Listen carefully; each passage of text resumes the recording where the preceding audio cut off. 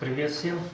Это мое первое видео на канале, поэтому я хотел бы рассказать вам, как я с семьей перебрался из России, а именно из Сибири, из города Иркутска, в жаркую Индию. Маленько буду смотреть подсказки, потому что тут много у меня тем, которые хотел бы рассказать. Во-первых, моя семья состоит из 4 человек. Это моя любимая жена Елизавета, моя дочь Вероника, 8 лет, и сын, 6 лет, ну и я. Перебрался я практически на самый юг Индии, это штат Керала. Было также в городе Кочи, там находится аэропорт, куда мы прилетели. Прилетели мы с одной пересадкой, кстати, из Иркутска прямо, не через Москву. Пересадку делали в Таиланде. С Таиланда мы сразу в город Кочи прилетели. Пожили маленько в Кочи, посмотрели, как там. Классно, в принципе. Сейчас перебрались в город Тревандрум. Это южнее Кочи. Ехали мы, кстати, на офигенном поезде.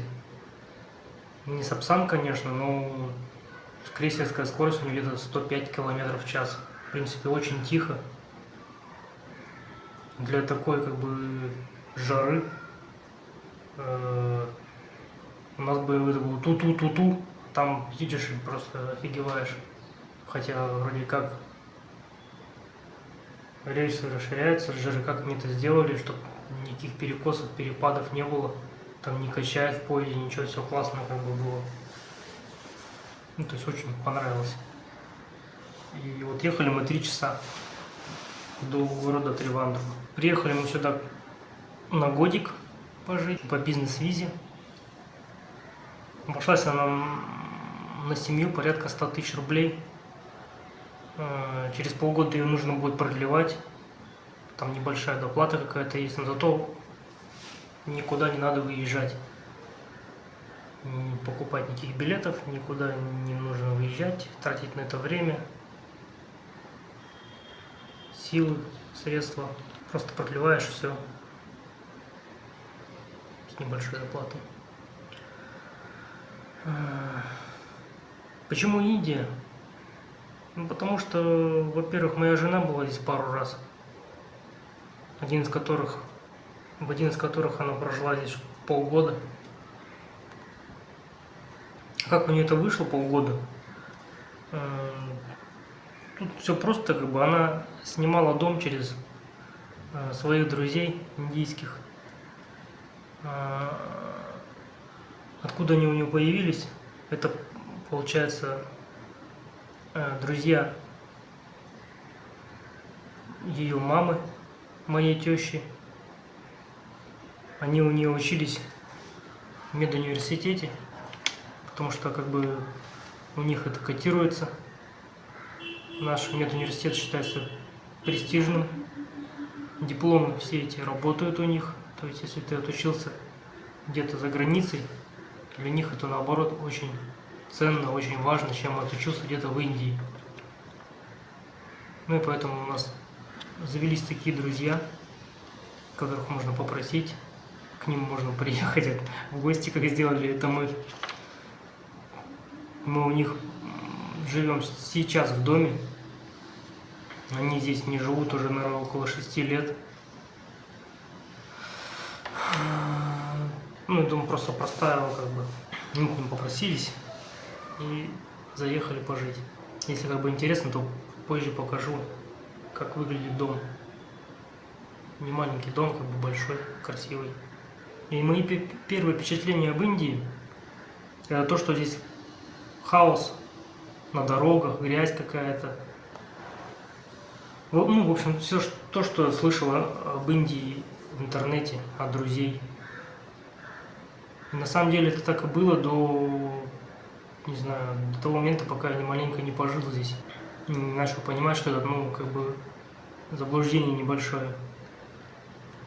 Грязь есть и во всех странах, в том числе в России, в США, еще где-то там. Просто нужно понимать это. Мусор не стараются перерабатывать, на самом деле, я об этом попозже маленько расскажу. Хаос на дорогах. На самом деле, если так подумать, то это даже к лучшему. Вот у нас есть правила дорожного движения. Ну, как бы есть, ну и что? Есть такие, кто их и не соблюдает, эти правила. Создает аварийные ситуации постоянно провоцирует людей на создание таких же аварийных ситуаций. Ну, типа, почему ему можно, а мне нет. Вот, и все, и началось. В общем, вносит хаос в правила дорожного движения и умы людей, как бы. Тебе нужно постоянно думать о том, что он может выкинуть, какие-то кульбиты на дороге. Тебе нужно думать за себя, нужно думать за другого человека, на что он способен. Проедет, он пропустит тебя, не пропустит по правилам, или что он вытворит, вообще непонятно. А в Индии ты не ожидаешь как бы никакого подвоха, ты вот знаешь, что он поедет, что он будет тебя обруливать, ты его будешь обруливать. Вы просто как бы видите друг друга и нормально объезжаете друг друга. Никакого подвоха ты не ожидаешь, как у нас на наших, допустим, дорогах. Для меня это стало как-то, не знаю, проще, что ли. Тебе не нужно быть экстрасенсом, чтобы понять, что сделает твой оппонент на дороге. У нас бы это все прекрасно работало бы в России, если бы у нас все двигались по правилам дорожного движения, все знали правила дорожного движения, во-первых. И все прекрасно работало бы, и даже голова не болела бы. Все просто ехали бы, доехали как нужно. А теперь для меня кажется логичней, как в Индии ездят. То есть у тебя голова отдыхает, ты просто едешь, обруливаешь людей, тебя обруливают, все. Сигналят они потому что, здесь часто сигналят не потому что, чтобы ты сконцентрировал свое внимание, чтобы ты его видел, он тебя просто так обозначает на дороге. Короче, надо, чтобы были или правила полные, или полный хаос, как в Индии. Как в Индии сейчас происходит, как они ездят по дорогам. Иначе система просто не работает. Для чего делают правила, если не работают, я не знаю. Для меня проще стало так ездить. Ладно, немного отвлекся от темы. Зачем я там остановился? Первые мои впечатления, да. Пожив здесь, я понял, что здесь намного все дешевле. Здесь дешевле автомобили, дешевле еда, дешевле жилье.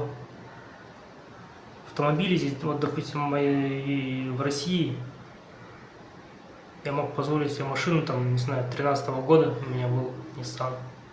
А здесь бы я мог позволить себе машину, ну, лет на 6, на 7 моложе. За ту же самую стоимость, что стоил мой Nissan. Допустим, там он стоил, не знаю, 1,5 миллиона максимум, да? Здесь бы я за 1,5 миллиона купил бы, не знаю, 16-го, 17-го, 18-го года бы машину. Ездил бы. Может, даже и 20-го, может, года я мог себе спокойно позволить за такую цену. Жилье, в принципе, тоже здесь аренда жилья стоит даже дешевле, чем в нашем городе, в Иркутске. Вот та квартира, где мы жили, после нас ее уже сдали за 30 тысяч, что ли, если я не ошибаюсь. И причем это однокомнатная квартира с большой кухней. Здесь, в принципе, вот наши друзья индийские находили квартиру за 22 тысячи. То есть офигенная тоже квартира, там 2- или 3-комнатная. Просто шикарно. Также и купить квартиру. Здесь цены, ну, лояльные. Здесь можно по той же самой стоимости, что у нас в Иркутске, купить квартиру, в принципе, нормальную.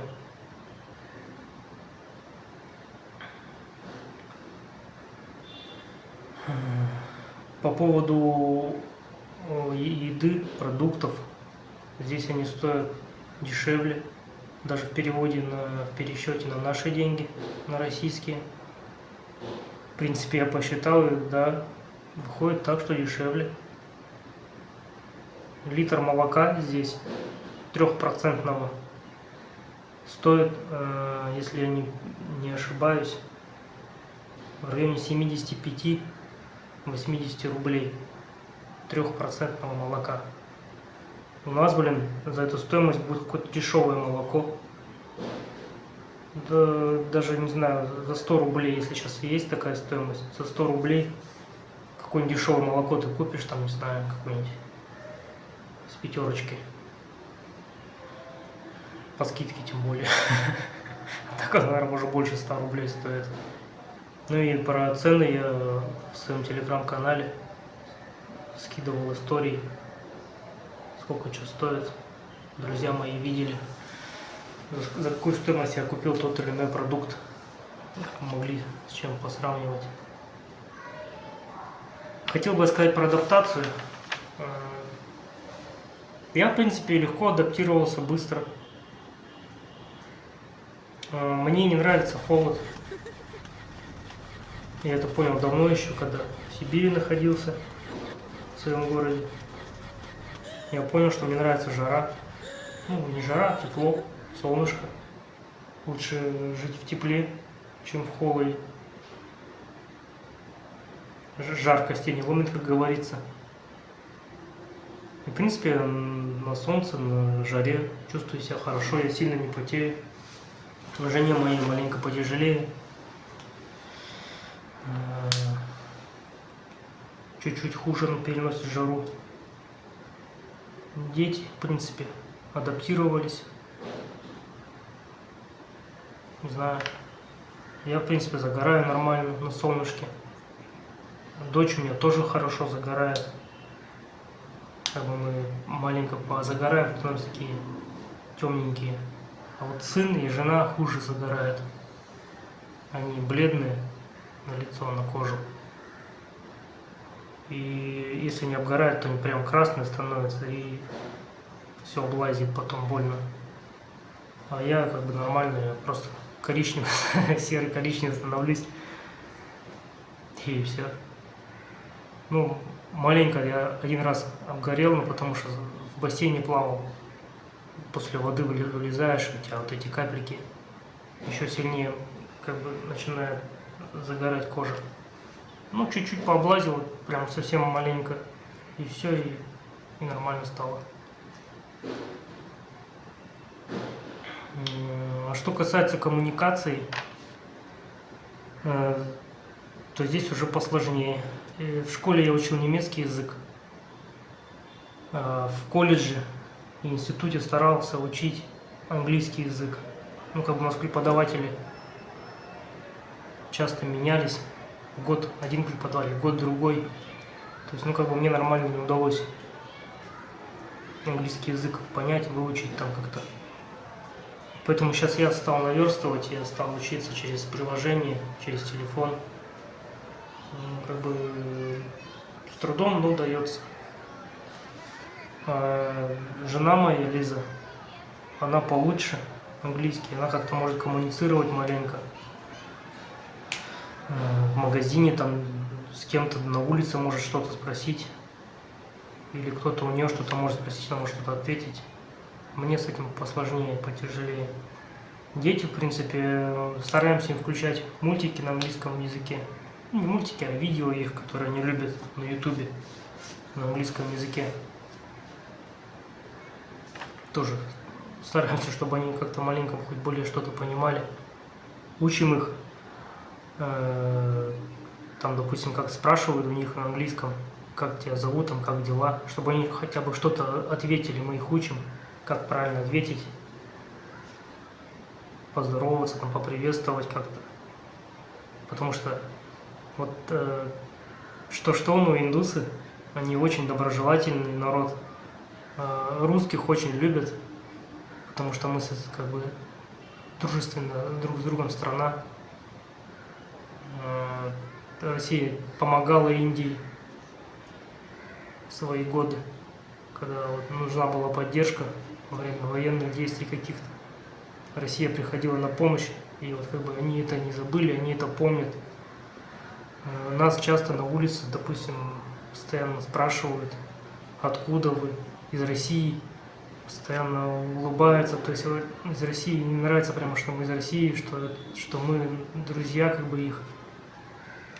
И очень им это нравится, мы им очень симпатичны. И нас часто останавливали и спрашивали, можно ли с вами сфотографироваться. Ну, частое явление происходит. Ну, вы, кстати, спросите, как дела со школой обстоят. Ведь Веронике 8 лет, она должна как-то учиться в школе.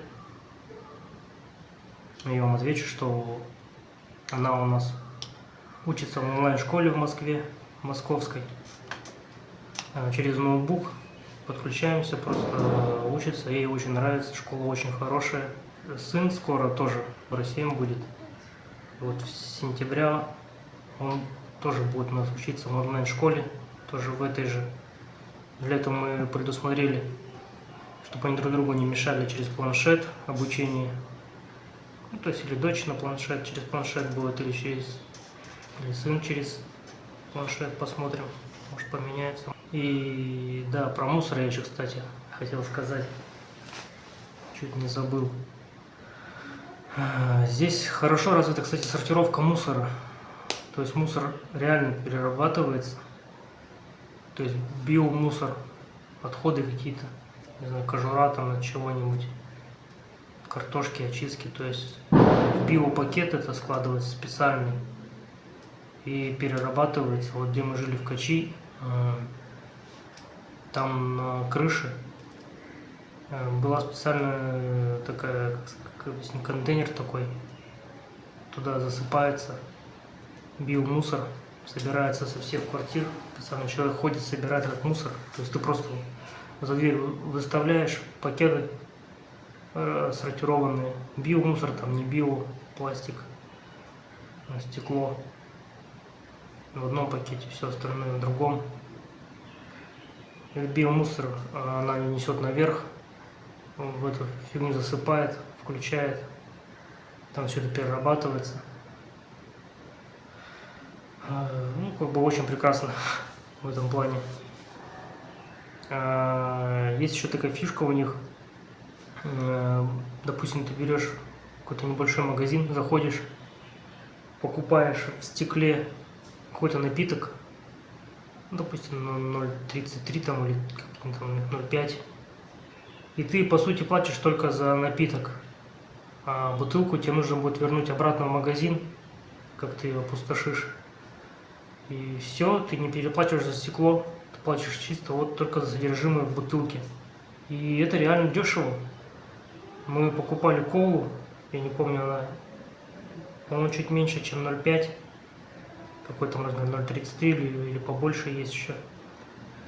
И кола стоила 10 рупий, ну это по нашему рубле 11,5 за 0,5 литров, как бы я считаю, это вообще классно. Нам, кстати, этого не хватает в России. Если бы у нас было все так же организовано, как здесь, было бы очень здорово. Ну вот и все, пожалуй, о чем хотел вам сказать. Ставьте лайки, подписывайтесь на канал. Буду выпускать еще интересные видео, показывать, как я живу, где я живу. Всем пока!